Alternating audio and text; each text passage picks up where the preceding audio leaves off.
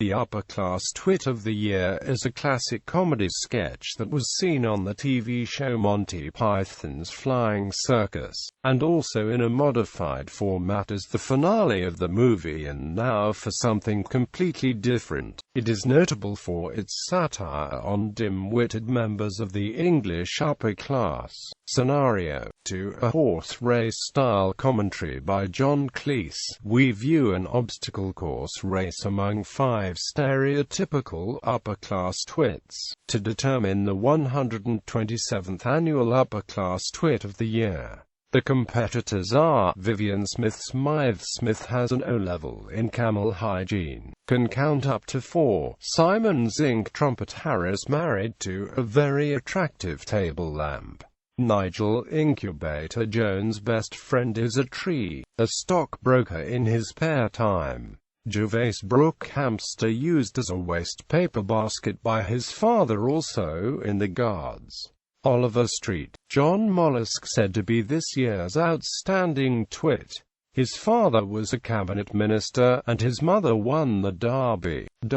At the start, the twits face the wrong way, so the starter turns them round. They then don't run because they don't know they have to move when the gun goes off. The starter explains the idea to the twits, who respond by laughing and pointing at him. The obstacles are in order. Walking along the straight line, the twits must walk along one of several narrow straight lines a few feet apart. The matchbox jump: twits must jump over a fence that is 3 matchboxes high. In and now for something completely different. This is changed to 2 matchboxes.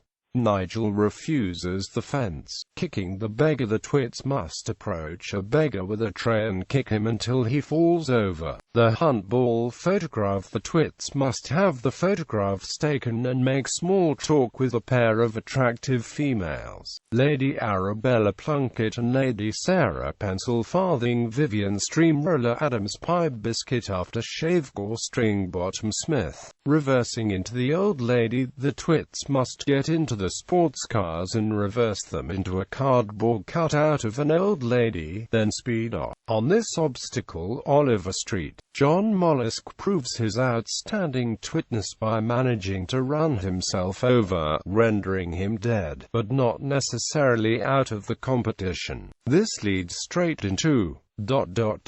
waking the neighbor: the twits must drive the cars forward and then try to wake up a neighbor attempting to get some sleep by slamming their doors, tooting the horns, etc. Insulting the waiter: the twits must be thoroughly rude to a waiter with a tray. The bar twits must make the way underneath a wooden bar suspended 5 feet off the ground. Shooting the rabbits: each twit is given a shotgun, and he must shoot a rabbit that has been tied very firmly to several stakes so it can't move around very much. Several of the twits are forced to bludgeon the rabbit to death with the butt of the gun or a fist. The failure to hit the rabbits with the shotguns is attributed to the misty conditions and the shooting distance of nearly 1 foot. Taking the bras off the debutantes: the twits must remove a bra from a mannequin representing a debutante while standing in front of it. It is claimed to be the most difficult obstacle by the commentator. Many of the twits even dismember the mannequins in their attempts to remove the bras, and a few still have bras stuck to the hands as they go on to the final event. Shooting themselves: finally, the twits approach a table with 5 revolvers on it. The winner is the first twit to shoot himself.